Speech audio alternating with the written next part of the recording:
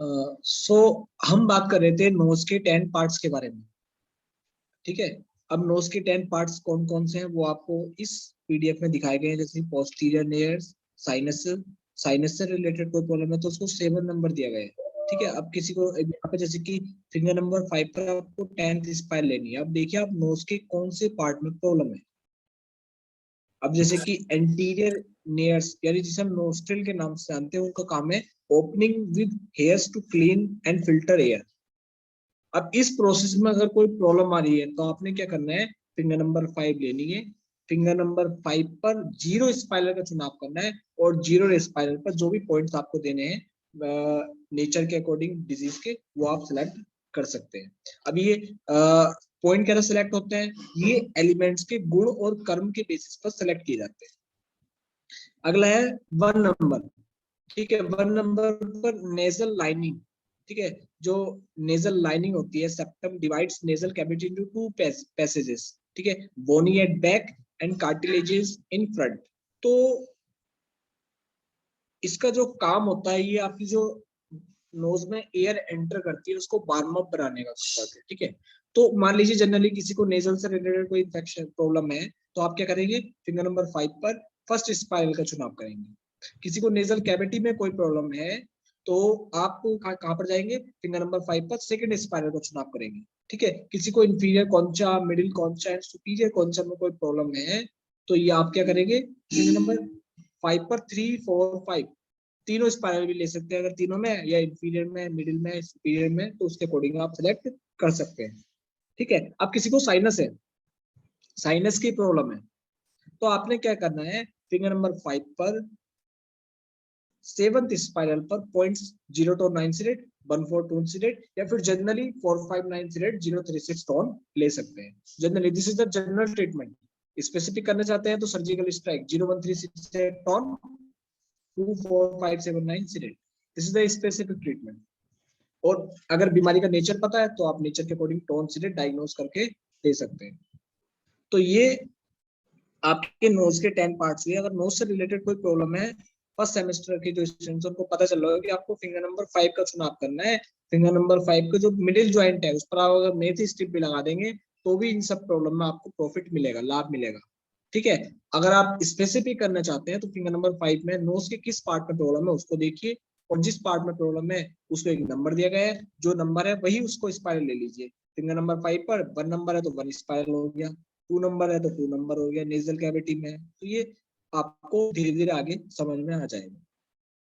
इसी तरह कानों का कोई प्रॉब्लम है क्या, ठीक है, जैसे कि अभी मेरे पास एक पेशेंट है जिनको neuro sensory hearing loss NSHI है।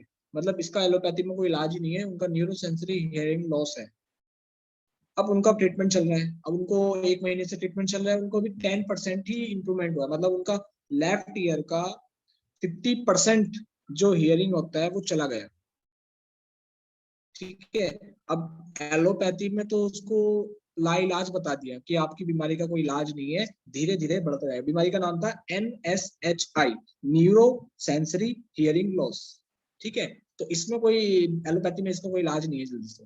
अब वो हमारे पास है एक्यूप्रेशर में, और वो एक्यूप्रेशर को काफी समय से ट्राई भी कर रहे थे पर उनको कोई देहरादून में एक्यूप्रेशर थेरेपिस्ट नहीं मिल रहे थे। उनको पता चला कि यहाँ पर एक एक्यूप्रेशर का न्यू सेंटर ओपन हुआ है तो वो हमारे पास है एज ए पेशेंट अपनी वाइफ को लेकर। तो उनका हम 10 दिन से ट्रीटमेंट कर रहे हैं। 10 दिन से उनको सिर्फ 10 to 5% आप कह सकते हैं इतना ही इंप्रूवमेंट है, क्योंकि एक लाइलाज बीमारी है कानों में। और उसमें पॉइंट्स क्या दिए, हमने स्पाइरल तो नहीं चूज की, हमने जनरली बात की थी जो कानों के ज्वाइंट है। कान के ज्वाइंट्स कहाँ पर है, ये आपको दिख रहा होगा, देखिए जो बोथ हैंड की जो स्मॉल फिंगर है, बोथ हैंड की जो स्मॉल फिंगर है राइट ईयर और लेफ्ट ईयर, जो राइट स्मॉल फिंगर है वो राइट ईयर की होती है और जो लेफ्ट स्मॉल फिंगर है वो लेफ्ट ईयर की होती है। ठीक है, according to body halls on joint. तो यहाँ पर मैंने दोनों ज्वाइंट्स पर बाथ ज्वाइंट भी लिया और पिथ ज्वाइंट भी लिया, दोनों ज्वाइंट्स पर सर्जिकल स्ट्राइक के पॉइंट दिए 01368 टॉन और 24579 सिलेट।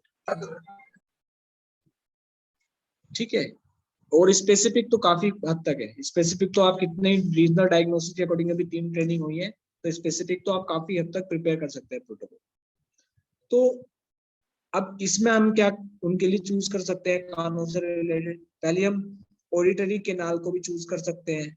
ठीक है, तो ऑडिटरी कैनाल पे क्या करेंगे हम, फिंगर नंबर 1 पर फर्स्ट स्पाइरल में हम पॉइंट्स ले सकते हैं, सर्जिकल स्ट्राइक पॉइंट या 4596036 टॉन।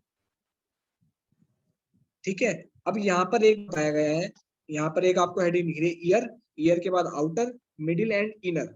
अगर आउटर ईयर में कोई प्रॉब्लम है, कान की बाहरी साइड कोई प्रॉब्लम है, कान की मिडिल साइड में कोई प्रॉब्लम है, कान की इनर साइड में प्रॉब्लम है, तो आपने देखना है कान की आउटर साइड में अगर प्रॉब्लम है तो 0 1 स्पाइरल लेनी है, मिडिल साइड में प्रॉब्लम है 3 4 5 स्पाइरल लेना है, कान की इनर साइड में अगर कोई प्रॉब्लम है तो 7 8 9 स्पाइरल लेना है। अगर आउटर साइड और मिडिल साइड कान की के बीच में कोई प्रॉब्लम है, बिटवीन द कोई प्रॉब्लम है तो 2 स्पाइरल का चुनाव करना है, और मिडिल साइड और इनर साइड के बीच में कोई प्रॉब्लम है तो 6 स्पाइरल का चुनाव करना है। ये आपको कैसे पता चलेगा, कान का एक्सरे, कान का टेस्ट करवाकर कहाँ पर प्रॉब्लम है ये आप पता कर सकते हैं। ठीक है, अब मैं आपको बताने जा रहा हूँ ब्रेन से रिलेटेड प्रॉब्लम्स को आप कैसे ट्रीट करें। अब बिल्कुल इस जनरल ट्रीटमेंट है, और आप इतनी बड़ी बड़ी बीमारियों को जनरल ट्रीटमेंट से रिलीफ दे सकते हैं। अब वो आप ध्यान से समझिएगा। पहला था स्ट्रक्चर ऑफ ब्रेन। ब्रेन का स्ट्रक्चर आपको सेरिबेलम, 4 लोब होते हैं, फ्रंटल, पैराइटल, टेम्पोरल, ऑक्सीपिटल। ठीक है, लेफ्ट फ्रंटल, राइट फ्रंटल होता है, लेफ्ट टेम्पोरल होता है, राइट टेम्पोरल होता है, left parietal, right parietal, mid brain, pons, medulla, left occipital and right occipital. तो इनका एक कॉरेस्पॉन्डेंस है अकॉर्डिंग टू तुल्यता सिद्धांत। ठीक है, तो वो आपको इस में दिख रहा होगा, लेफ्ट टेम्पोरल का कॉरेस्पॉन्डेंट दिख रहा है, इस पिक में आपको सब दिख रहा होगा। ठीक है, मान लीजिए किसी को लेफ्ट फ्रंटल से रिलेटेड कोई प्रॉब्लम है। अब लेफ्ट फ्रंटल से रिलेटेड क्या प्रॉब्लम होती है, तो इसके लिए आपको क्या पता होना चाहिए, जो फ्रंटल लोब है उसका फंक्शन पता होना चाहिए, जैसे हियरिंग, सेंसेशन, स्मेलिंग, हर एक लोब का अपना अपना फंक्शन होता है। तो आप जब नर्वस सिस्टम चैप्टर पढ़ेंगे तो उसमें आपको बताया जाएगा। For example left frontal lobe में कोई प्रॉब्लम है, ठीक है, किसी को सुनने में कोई प्रॉब्लम है, हियरिंग कोई प्रॉब्लम है, तो आप क्या करेंगे, आप लेफ्ट फ्रंटल लोब के जनरली कॉमन ट्रीटमेंट बता रहा हूँ, करस्पोंडेंस पे जाकर वहां पर एक मटर दाना लगा सकते हैं, चने का दाना लगा सकते हैं। अब लेफ्ट फ्रंटल का करस्पोंडेंस क्या है, कहां पर है, अभी आपको दिख रहा होगा, ये करस्पोंडेंस है लेफ्ट फ्रंटल का, ये करस्पोंडेंस के बेसिस पर है, तो ये आप करस्पोंडेंस सेलेक्ट कर सकते हैं 4 लोब के अकॉर्डिंग। ठीक है, अब ये आप देखिए,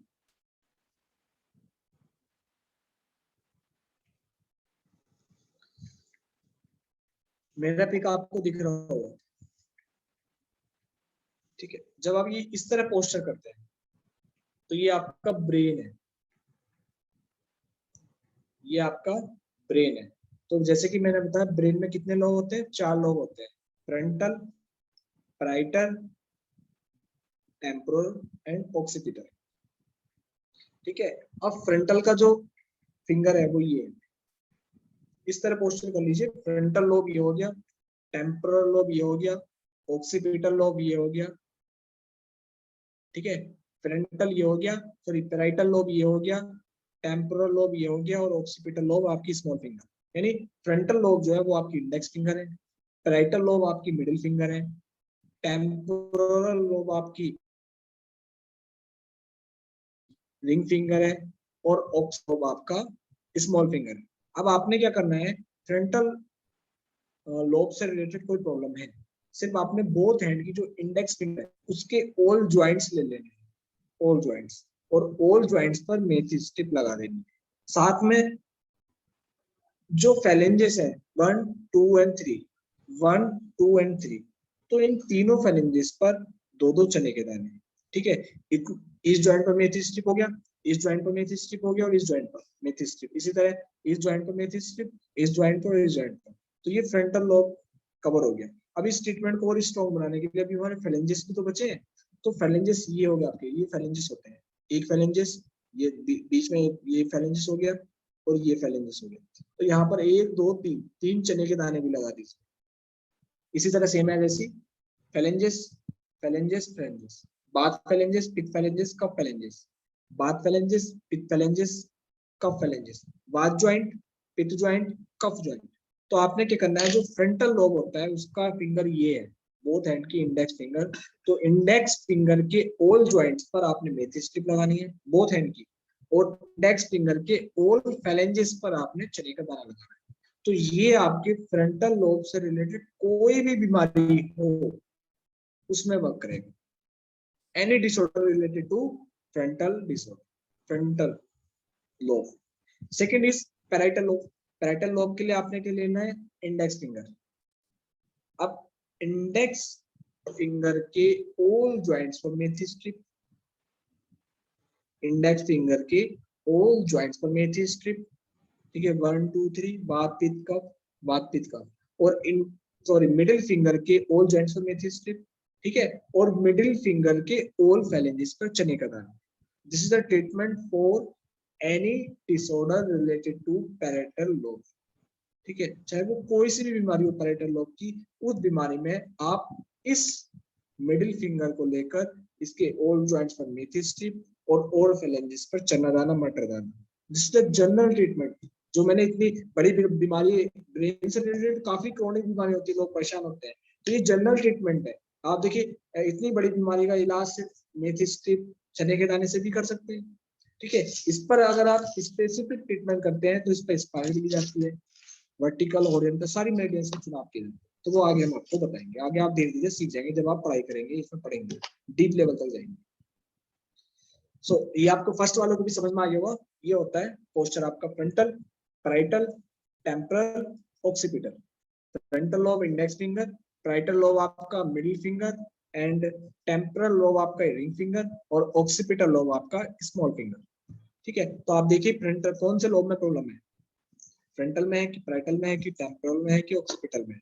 जिस लोब में प्रॉब्लम है उस लोब की फिंगर पर जाकर ऑल जॉइंट्स पर और ऑल फैलेंजेस पर चने और मटर का दाना, चना और मेथी दाना लगा दीजिए, ठीक है। तो उसमें आपको पेशेंट को रिलीफ होगा।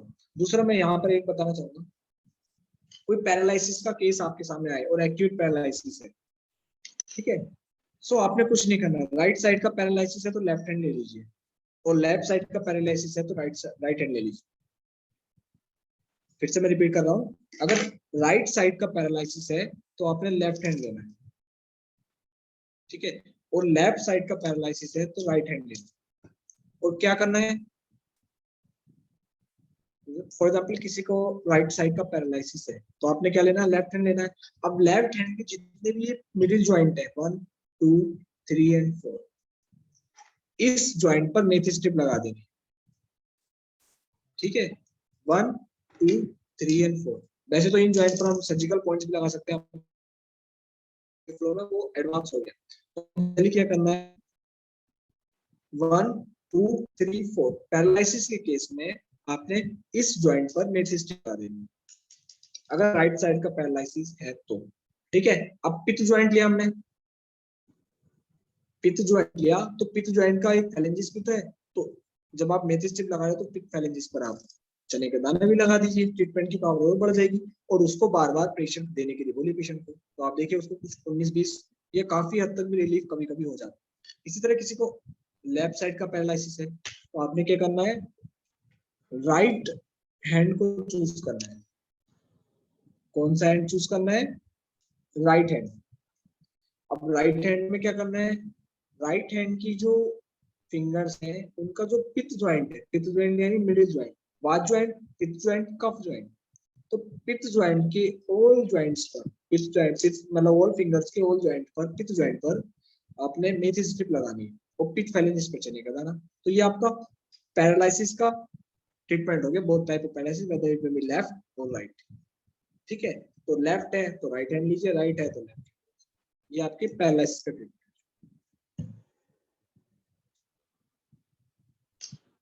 सो आपको ये ब्रेन का भी समझ में आ गया होगा, फ्रंटल, पैराइटल, टेम्पोरल, ऑक्सीपिटल, ठीक है। इस पर तो हम अभी, ये तो मैंने अभी आपको मेथी स्ट्रिप बताया। फ्रंटल पर हम चाहें तो क्या करेंगे, वर्टिकल का चुनाव भी कर सकते हैं। वर्टिकल के भी 3 पार्ट्स होते हैं, एलबीएम, आरएलबीएम, तो एलबीएम भी लेते हैं, आरएलबीएम भी लेते हैं, हॉरिजॉन्टल भी लेते हैं, स्पाइरल भी लेते हैं, पर ये बहुत ज्यादा एडवांस हो जाएगा तो इसमें आप अभी कंफ्यूज मत होइए, सिर्फ आप ध्यान रखिए मेथी स्ट्रिप, ठीक है। और जो सेकंड सेमेस्टर के हैं जब उनको स्पाइरल समझ में आ जाएगा तो हम स्पाइरल के बाद पढ़ेंगे एलबीएम, आरएलबीएम, एलएचएम, आरएलएचएम। हेमराज जी पूछ रहे हैं पैरालिसिस में चने का दाना कहाँ पर लगाना है। सर देखिए राइट साइड का पैरालिसिस है तो आपने लेफ्ट हैंड लेना है, लेफ्ट हैंड की जो ओल पिथ ज्वाइंट है, ये ज्वाइंट होते हैं पिथ ज्वाइंट, ठीक है, इन पर तो आपने मेथी स्ट्रिप लगा दी, तो पिथ ज्वाइंट के ऊपर जो ये स्पेस होता है बीच के, पिथ फैलेंजेस कहलाता है। तो इन फैलेंजेस पर आपने चने का दाना भी लगाना, ठीक है। जैसे कि मैं बता रहा हूँ, पिथ ज्वाइंट भी होता है, पिथ फैलेंजेस भी होते हैं। जो ये है, ये बात फैलेंजेस हो गया, ये पिथ फैलेंजेस हो गया, ये कफ फैलेंजेस हो गया, ये बात ज्वाइंट हो गया, ये पिथ ज्वाइंट हो गया, कफ ज्वाइंट, ठीक है। तो पिथ फैलेंजेस और पिथ ज्वाइंट में डिफरेंस है। पिथ ज्वाइंट ज्वाइंट हो जाता है, और फैलेंजेस जो ऊपर का स्पेस होता है वो है, ठीक है। तो आपने क्या करना है, राइट साइड का पैरालिसिस और लेफ्ट हैंड की पिथ ज्वाइंट पर, ऑल फिंगर्स पर मेथी स्ट्रिप और पिथ फैलेंजेस पर चना दाना। चने का दाना साइज क्या है, किसी किसी के चने का दाना साइज छोटा होता है, बड़ा होता है, दो भी आप लगा सकते हैं, पूरा फैलेंजेस भी कवर हो जाएगा, एक भी आप लगा सकते हैं। सिर्फ हमारा पर्पज है उस फैलेंजेस को एक्टिवेट करना, उस ज्वाइंट को एक्टिवेट करना, ठीक है। और उस ज्वाइंट पर जो एंडोक्राइन ग्लैंड्स आ रही हैं, जो आपके टिश्यूज आ रहे हैं, जो आपके बॉडी होल्स आ रहे हैं, ठीक है, जो आपके एक्शन एंड सेंस ऑर्गन्स आ रहे हैं, उनको एक्टिवेट करना, ठीक है। तो वो सब एक्टिवेट होंगे तो जो पैरालिसिस के केस होते हैं उसमें बहुत अच्छा रिस्पॉन्स मिलता है। अगर आप पॉइंट्स लगाना चाहते हैं तो सेम ज्वाइंट्स पर, लेफ्ट राइट साइड का पैरालिसिस है तो लेफ्ट हैंड की ऑल ज्वाइंट्स पर surgical strike point opposite flow में। अब सर्जिकल स्ट्राइक पॉइंट्स क्या होते हैं, 0 1 3 6 8 tone, 2 4 5 7 9 sedate, these are the surgical strike point. जब आप बीमारी अनकंट्रोल हो जाती है, ठीक है, और पता नहीं चल पाता बीमारी का नेचर क्या है, इस पॉइंट को टोन करें कि सिरेट करें, तो ऐसे केस में आप सर्जिकल स्ट्राइक पॉइंट का चुनाव कर सकते हैं। और सर्जिकल स्ट्राइक पॉइंट अपने आप में एक, जब सर्जिकल स्ट्राइक हुआ था तब अग्रवाल सर ने क्रिएट किया था। अग्रवाल जब पाकिस्तान में सर्जिकल स्ट्राइक हुआ था, देन अग्रवाल सर ने अपना एनालिसिस के बेसिस पर सर्जिकल स्ट्राइक के पॉइंट क्रिएट किए थे, ठीक है। सर्जिकल स्ट्राइक एक बड़ा प्रोटोकॉल हो गया, इसी का सब्स्टिट्यूट आप कह सकते हैं 459 टोन, अधिकतर केसेस में मिलेगा, ठीक है, 459 टोन, तो ये उसी का सब्स्टिट्यूट है, उसी के कम पॉइंट्स, ठीक है। मान लीजिए आप किसी भी ऑर्गन से रिलेटेड कोई भी डिसऑर्डर हो, any disorder related to any organ, ठीक है, लीवर से रिलेटेड कोई डिसऑर्डर है, लीवर से रिलेटेड कोई डिसऑर्डर है, तो आपने क्या करना है, लीवर वाले जॉइंट पे जाना है, 459 टोन, सिर्फ इतना कर देना है, ठीक है। किडनी से रिलेटेड कोई प्रॉब्लम है तो 459 किडनी वाले जॉइंट पर 036 टोन, एनी ऑर्गन पे जाइए और उस ऑर्गन से कोई सी भी डिसऑर्डर हो तो उस ऑर्गन के जॉइंट पर 459 टोन कर दीजिए। इसकी लोकेशन आप जानती हैं, जॉइंट पर 10 एलिमेंट्स आते हैं, वो हम आगे बताएंगे। 01458 आपका थंब साइड आ जाता है, 23679 आपका फिंगर साइड आ जाता है, 5 पॉइंट आगे आते हैं, 5 पॉइंट पीछे आते हैं, ठीक है। अब हम आगे बढ़ते हैं। सर्वाइकल का ट्रीटमेंट, सर्वाइकल का ट्रीटमेंट अपना में सर्वाइकल का जो करस्पोंडेंस है वो भी ज्यादा इफेक्टिव है। सो ठीक है, अब देखिए यहाँ पर आप देखिए 10 बॉडी सिस्टम, ठीक है। जनरली हमारी बॉडी में नॉर्मली 10 सिस्टम्स होते हैं, वैसे 2 होते हैं, 12 होते हैं, पर यहाँ पर बताया हेमोपैथिक, हेमोपैथिक यानी blood system, respiratory system, circulatory system, digestive system, lymphatic and reticulo endothelial system, skeletal system, nervous system, excretory system, endocrine जो कि हार्मोन से रिलेटेड होता है, या फिर रिप्रोडक्टिव सिस्टम आप कह सकते हैं, special sense and brain system. तो 10 एलिमेंट्स को 10 सिस्टम को अलॉट किया गया है, मतलब 10 नंबर्स को, एलिमेंट्स के एक एक एलिमेंट को एक एक सिस्टम दिया गया है। जैसे कि हम एग्जांपल की बात करें तो डाइजेस्टिव, मेटाबॉलिक, या डाइजेशन से रिलेटेड, किसी का डाइजेशन स्लो है, ठीक है, किसी का मेटाबॉलिक एक्टिविटी स्लो है, फिर डाइजेशन से रिलेटेड कोई भी प्रॉब्लम है, तो उसमें आपने क्या करना है, फिंगर नंबर 3 का चुनाव करना है। अब आप यहाँ पर देख सकते हैं फिंगर नंबर जो 3 है वो डाइजेस्टिव एंड मेटाबॉलिक सिस्टम की, तो ये पता चल गया डाइजेशन में कौन सी फिंगर लेनी है, फिंगर नंबर 3 लेनी है। अब डाइजेशन किस तरीके का डाइजेशन गड़बड़ है, माउथ एरिया में डाइजेशन गड़बड़ है, फूड पाइप एरिया में डाइजेशन गड़बड़ है, स्टमक वाली एरिया में डाइजेशन गड़बड़ है, लेफ्ट अपर एब्डोमेन वाली एरिया में डाइजेशन गड़बड़ है, ठीक है। अब फॉर एग्जांपल आपके पास कोई पेशेंट है, पेशेंट ने बताया कि मुझे स्टमक वाली एरिया में बहुत ज्यादा पेन हो रहा है, अब एक बात फिर से मैं नोटिस करना चाहूंगा, पेशेंट ने बताया मुझे स्टमक वाली एरिया में बहुत ज्यादा पेन हो रहा है, ठीक है। अब आप पेशेंट से बोलिए हाथ रख के बताइए, ऐसे मत, कुछ पेशेंट ने बताया स्टमक वाली एरिया में पेन है, तो आप डायरेक्टली स्टमक का इलाज नहीं करेंगे। पेशेंट से मेरे साथ काफी बार हो गया, पेशेंट ने बोला कि स्टमक वाली एरिया में पेन है, तो स्टमक बताइए, पेशेंट को पता नहीं है कि स्टमक आता कहाँ है, अधिकतर पेशेंट को मैंने देखा है, ठीक है। तो वो क्या करते हैं कि बताया स्टमक वाली एरिया में पेन है, मैंने स्टमक का प्रोटोकॉल दे दिया, उनको रिलीफ ही नहीं हुआ, ठीक है। अब मैंने एक अगली बार जब वो आते हैं, एक बार एक पेशेंट ने पूछा कि स्टमक है कहाँ का, तो उन्होंने बताया साइड में, ठीक है, पेन यहाँ पर, स्टमक यहाँ पर, तो उन्होंने बताया स्टमक का पेन है, तो मैंने यहाँ का तो पॉइंट दिया, यहाँ का तो दिया ही नहीं, तो रिलीफ कहाँ से होगा। तो आप पेशेंट से बोलिए हाथ रख के बताए कहाँ पर पेन है, ठीक है। तो वो सबसे एग्जैक्ट होता है, वो आपको पता है कि स्टमक यहाँ पर है। पेशेंट को, अधिकतर पेशेंट को कंफ्यूज रहते हैं कि लीवर राइट हो गया और ये स्टमक सेंटर में आता है, ठीक है। यहाँ पर अब एक पेशेंट आया, सेंटर में पेन था, स्टमक वाली एरिया में पेन था, ठीक है। अब स्टमक वाली एरिया में क्यों पेन था, मे बी एसिडिटी हो, HCl ज्यादा बन रहा हो, ठीक है, हीट ज्यादा बन रही हो स्टमक में। तो आपने क्या करना है, अब मैंने बताया फिंगर नंबर 3 तो आपने लेना है 0 1 2 3, ये फिंगर नंबर 3 है। फिंगर नंबर 3 जो डाइजेस्टिव डिसऑर्डर के लिए रेस्पॉन्सिबल है, ठीक है। अब फिंगर नंबर 3 पर आपने क्या करना है, जो 2 नंबर है वो आपका स्टमक का है। आप अभी देखेंगे जो एग्जांपल में मैं आपको बताऊंगा, 2 नंबर आपका स्टमक का है। तो लेफ्ट हैंड की इंडेक्स फिंगर में, ठीक है, जब आप सेकेंड स्पाइरल लेंगे, सेकेंड स्पाइरल में 1/4 टोन 2 3 सिरेट जब आप करेंगे, तो जो उसका स्टमक वाली एरिया में जो पेन है वो कम हो जाएगा।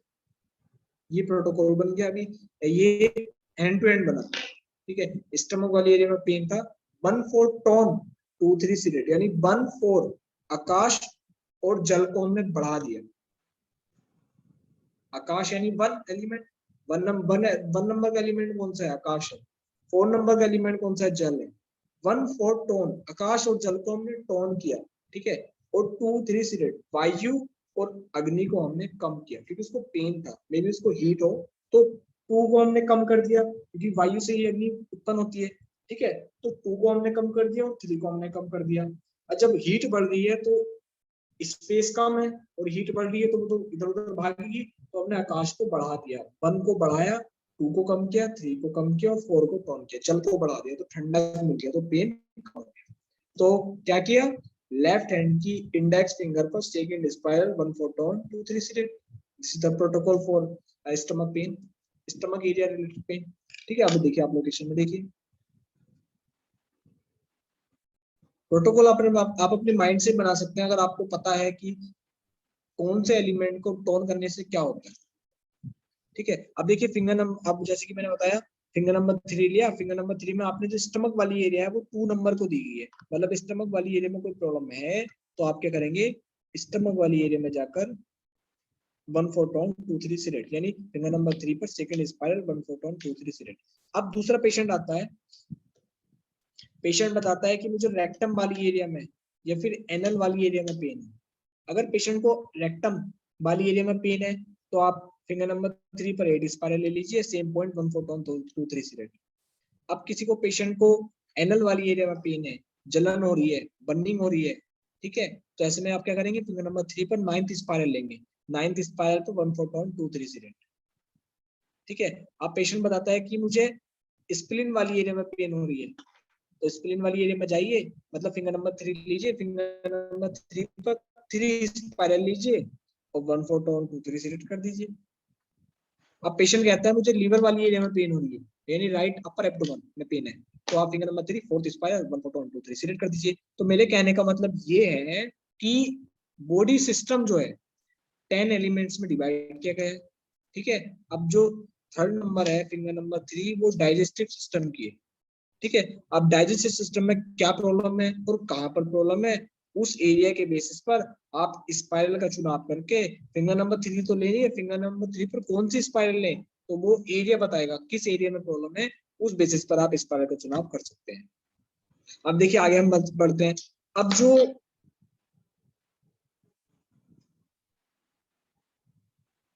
अगला है, जैसे कि स्केलेटल सिस्टम है, स्केलेटल सिस्टम कहां पर आता है,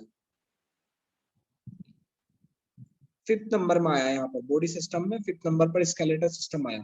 तो अब देखिए ईच फिंगर पर आप 5th स्पाइरल ले लीजिए, अब मान लीजिए स्केलेटल सिस्टम में काफी सारी बोन्स आती है, स्कल वाली बोन में कोई प्रॉब्लम है तो स्कल वाली बोन को क्या दिया गया है, 0 नंबर दिया गया है। अब स्कल वाली बोन में कोई प्रॉब्लम है तो राइट थंब पर 5th स्पाइरल ले लीजिए, ठीक है।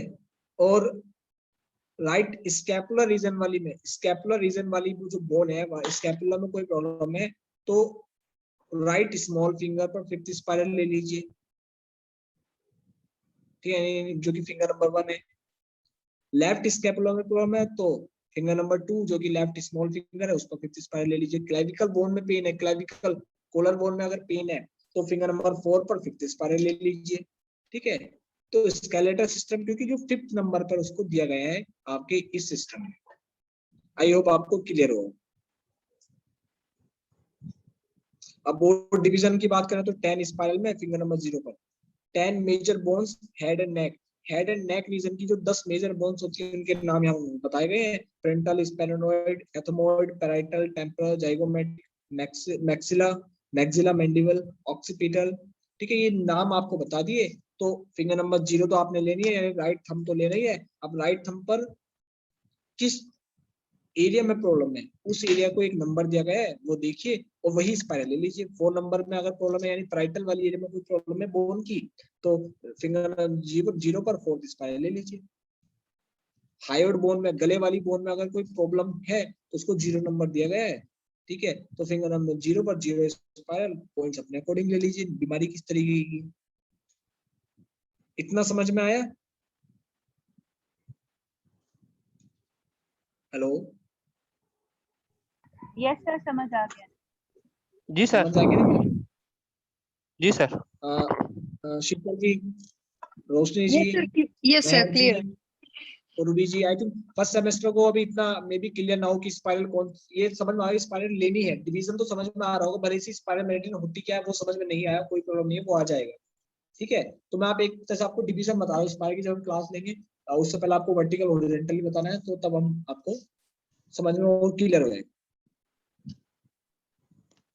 सिर्फ सर अभी आप ध्यान general protocol, sir general protocol भी दे दीजिए, जैसे आप बोले ना सर क्या 459 सीडेड 036 टोन, वैसा जनरल प्रोटोकॉल भी बोल दीजिए सर, तो इजी होगा लगाने में।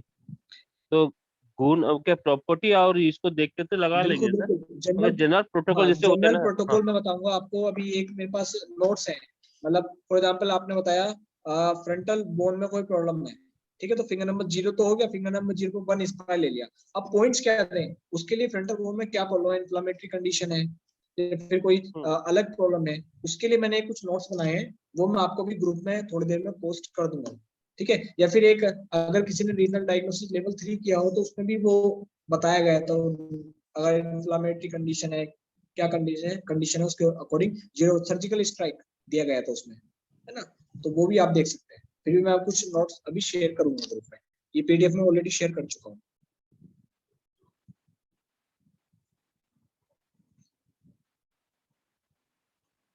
अब आगे हम बात करते हैं मेजर बॉडी ज्वाइंट्स। अब देखिए मेजर बॉडी ज्वाइंट्स, अब देखिए अब ये काफी इंपॉर्टेंट है। आपने सरल सिंपल ट्रीटमेंट में आपको बता रहा हूँ, आपने देखना है किस ज्वाइंट में, अगर आपके पास कोई पेशेंट आए उसने बताया कि मुझे राइट शोल्डर में पेन है। अब राइट शोल्डर देखिए, राइट शोल्डर का नंबर क्या है 2, शोल्डर के ज्वाइंट का नंबर है 2 नंबर में जाइए, ठीक है।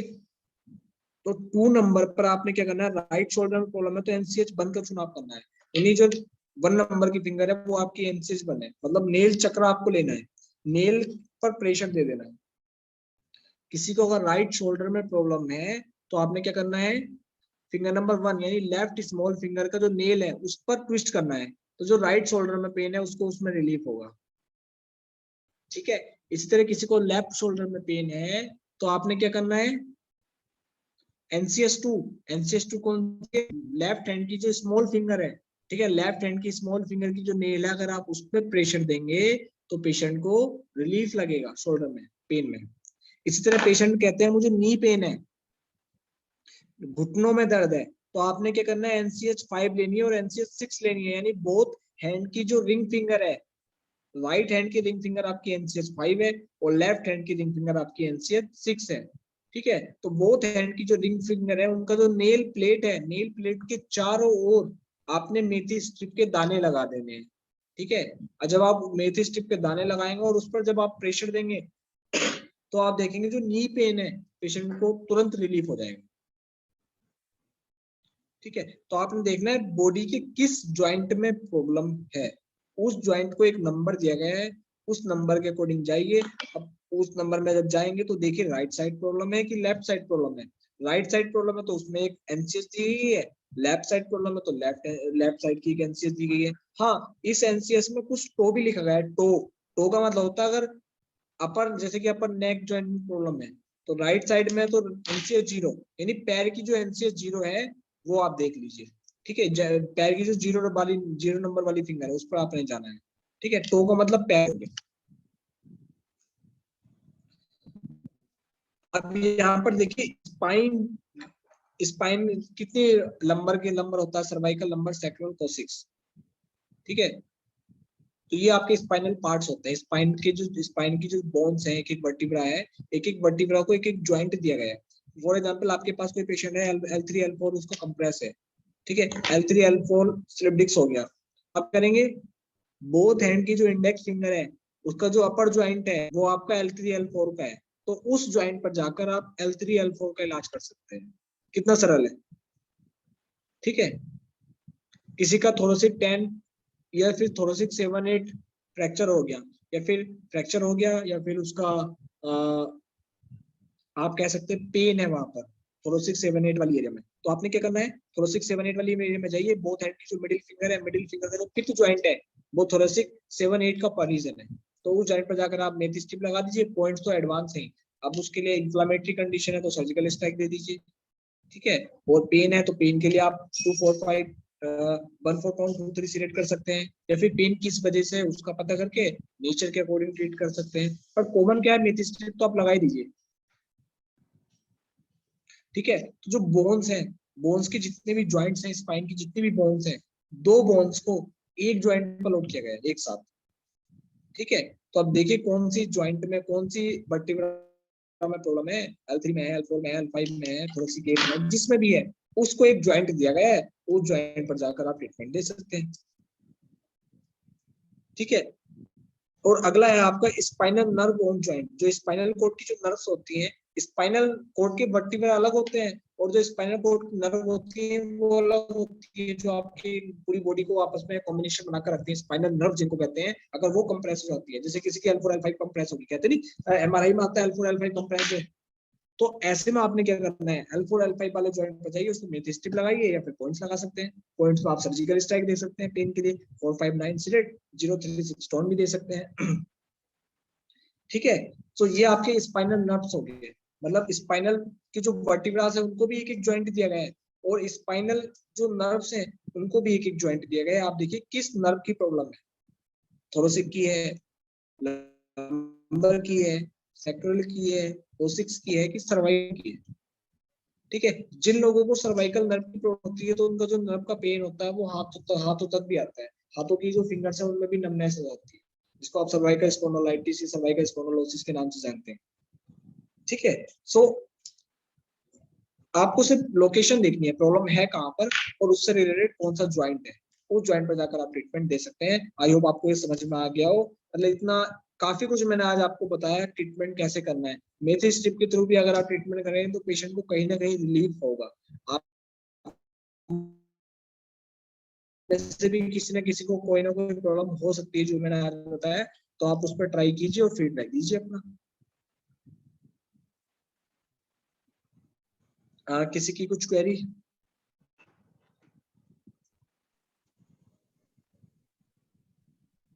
सर ये जो आपने कॉरेस्पॉन्डेंस बताया था ब्रेन के लिए फिंगर्स के ऊपर, हैंड्स के फिंगर्स पर, हाँ हाँ सर ये इसी तरह से हमारे पैर की फिंगर्स को भी डिनोट हाँ जी, करेंगे, बिल्कुल सेम, बिल्कुल वर्टिकल बिल्कुल एरिया। बिल्कुल सेम है मैम। पैर